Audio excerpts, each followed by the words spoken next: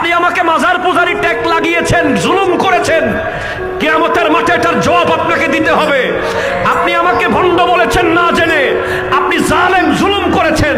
আমরা মাজার পূজারি নই, আমরা ভণ্ড নই, আমরা শুরু থেকে এখন পর্যন্ত বলে যাচ্ছি মাজারের নামে ব্যবসা, মাজারকে নিয়ে রং তামাশা, মাজারকে নিয়ে মেলা, মাজারকে নিয়ে নারী পুরুষের অবাধ মেলামেশা, এটার বিরুদ্ধে ছিলাম, আছি, থাকবো। আর হক্কানি ওলি আল্লাহর জিয়ারত করব, জীবনী আলোচনা করব, উরস করব। ঠিক কিনা কথা বলে? আপনি আমাকে যাই বলেন, বাংলাদেশের কোন হক্কানি ওলির মাজার যদি টাচ করেন, আমরা জীবন দিয়ে দেব। আপনি ভণ্ডের মাজার ভাঙতে গিয়ে আবার যদি হক কোন ওলির মাজার তো দূরের কথা, এলাকায়ও যদি টাচ করেন, আমরা জীবন দেব। হাত তুলে বলেন ঠিক কিনা, জোরে বলেন না। মাজারের ভিতরে যে আপনারা গাঁজা খাচ্ছেন, মাজারের ভিতরে যে নারী পুরুষ অবাধে নাচ গান করতেছে, মাজারের ভিতরে যে ওরসের নামে বেহায়াপনা চলছে, আপনি কোরআন শরীফের এখানে কি বলেছে দেখেন, হাদিসে কি বলেছে দেখেন। 3 দিনের আলটিমেটাম দিলাম, 3 দিনের মধ্যে এই কাজ বন্ধ না করলে আমরা পরবর্তীতে প্রশাসন নিয়ে আসব। কথা কোন ঠিক কিনা? প্রশাসন নিয়ে আসার পরে যদি বন্ধ না করেন, আমরা আপনাদেরকে উৎখাত করতে বাধ্য হব। এটা হলো প্রক্রিয়া। এখন আপনি হঠাৎ করে লাঠি সুটা লইয়া, ওরে মাই, মাজারের দেয়াল, মাজারের পিলার, মাজারের জালি, মাজারের বাউন্ডারি ওয়াল, এগুলো তো গাঁজা খাই নাই। এগুলো গাঁজা খাইছে? এগুলো নাচ গান করছে? এগুলো সিজদা করছে? তা আপনি যদি আমার বাড়ির পিলারে আঘাত দেন, আমার ঘরের পিলার ভেঙে দেন, আমার কষ্ট হবে না? তো মাজারওয়ালার পিলার যে ভাঙতেছেন, মাজারওয়ালারও কষ্ট হয়। হ্যাঁ, এখন আপনি বলবেন যে মাজার কবর উঁচু করলে ভেঙে দিতে বলছে। আপনার সাথে আমার চ্যালেঞ্জ, আমার নবী উঁচু কবর ভাঙতে বলছে মুসলমানের না, ইহুদিদের। আপনি একটা বিষয় খেয়াল করেন, আমার 1 মিনিট বুঝেন। যদি আমরা বাংলাদেশের সব হক্কানি ওলির মাজার থেকে গাজা, বেনসন, নাচ গান, যেগুলো শরীয়ত বিরোধী কাজ, এগুলো সব বন্ধ করতে পারি, মদিনা শরীফে আমার নবীর মাজার যেভাবে আছে সেইভাবে শুধু দরুদ শরীফ পড়বে আর কোরআন শরীফ পড়বে আর জিকির করবে, তাহলে আপনি বলেন বাংলাদেশের 1000 যুবক একটা মাজারে মিনিমাম 1000 করে ধরলে, যদি 100টা মাজার হয়, 1 লাখ যুবককে আপনি ফেসবুক, ইউটিউব, নাচ গান, ফ্রি ফায়ার, রং তামাশা থেকে মুক্ত রেখে আল্লাহওয়ালা রাখতে পারবেন।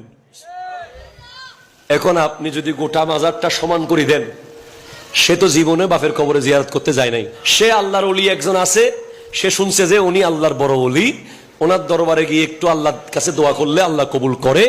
এরকম অনেক মানুষের দোয়া কবুল হয়েছে। সেই ওসিলায় সে সেখানে যায়, গিয়ে বলে দেখতেছে কি করতেছে মানুষ। আচ্ছা, উনি তো কোরআন শরীফ পড়তেছে, আমি একটা কোরআন শরীফ নিয়ে কিছুক্ষণ পড়ি। আচ্ছা, উনি দেখতেছি তসবিহ পড়তেছে, আমি কিছুক্ষণ তসবিহ পড়ি। আচ্ছা ভাই, আপনি কি করতেছেন মাজারে এসে? কয় আমি কিছুক্ষণ 1000 বার দরুদ শরীফ পড়ছি। আচ্ছা, আমিও তাহলে 1000 বার দরুদ শরীফ পড়ি। এই যে যুবকরা, আপনি মাজার ভাঙবেন, বিনিময়ে কি দিবেন? আপনি আমার থেকে পানি নিয়ে ফেলছেন, বিনিময়ে চা দিছেন। একটার বিপরীতে আটটা দিতে হবে না আপনাকে? এখন মাজারকে নিয়ে যে সমস্ত যুবকরা থাকে, যারা সত্যিকারে মাজার জিয়ারত করতে যায়, নামাজ পড়ে আল্লাহর জন্য, নফল নামাজ, ওখানে গিয়ে মাথায় অন্তত টুপিটা দেয়, সেরা জিন্সের প্যান্ট খুলে অন্তত একটা পায়জামা পরে, নেইমার আর মেসির জার্সি খুলে একটা পাঞ্জাবি পরে, একটা আল্লাহর ওলি এরকম হাজার হাজার যুবককে এইভাবে ধরে রাখছে। শাহজালাল ইয়ামানির মাজারে আপনি গেলে দেখবেন, ওনার মাজার কেন্দ্রিক না হলে 1000 দোকান আছে।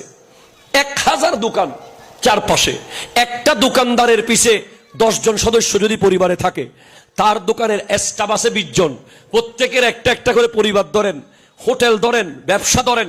একটা মাজার 1 লাখ মানুষের রিজিকের ব্যবস্থা করেছে। শাহজালাল ইয়ামানির মাজার যদি আপনি সোজা করে দেন, কবর বানাই দেন একেবারে মাইরা ভাঙ্গা, তাহলে মানুষ কি আর যাবে? মানুষ ঠিক সিলেট যাবে। কোথায় যাবে? জাফলং। কোথায় যাবে? বিছানা কান্দি। কোথায় যাবে? শ্রীমঙ্গল তো নামাজ তো নাই, নারী পুরুষ রং তামাশা করবে।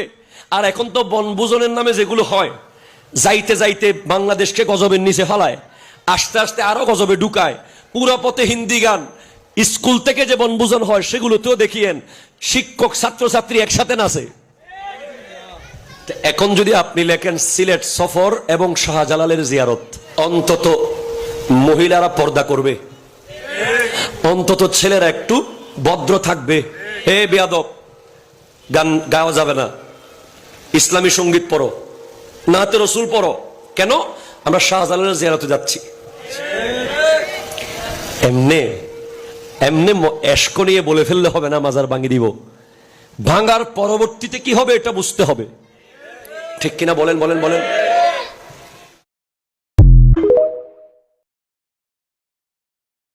একজন আমাকে প্রশ্ন করছে, হুজুর জশ্নে জুলুস ঈদে মিলাদুন্নবী যে পালন করেন দলিল দেন। আমি বলছি দলিল আমাদের বাপ দাদারা 14 গোষ্ঠীর 1500 বছর দিয়ে আইছে, দেওয়ার পরও মতানৈক্য ছিল। এখন আমি আর দলিল দেই না। আমি বলি কি, মিলাদুন্নবী নবীর শুভ আগমন হয়েছে, নবীর শুভ আগমনে আনন্দ র্যালি করা, জুলুস করা, মিছিল করা, নাতে রাসূল পইরা পইরা রাস্তা দিয়ে হাইটা র্যালি কইরা পতাকা উড়াইয়া উড়াইয়া, এইগুলা করতে গেলে দলিলের আর প্রয়োজন নাই, এইগুলা মহব্বতের দরকার। কথা বলেন, কিসের দরকার?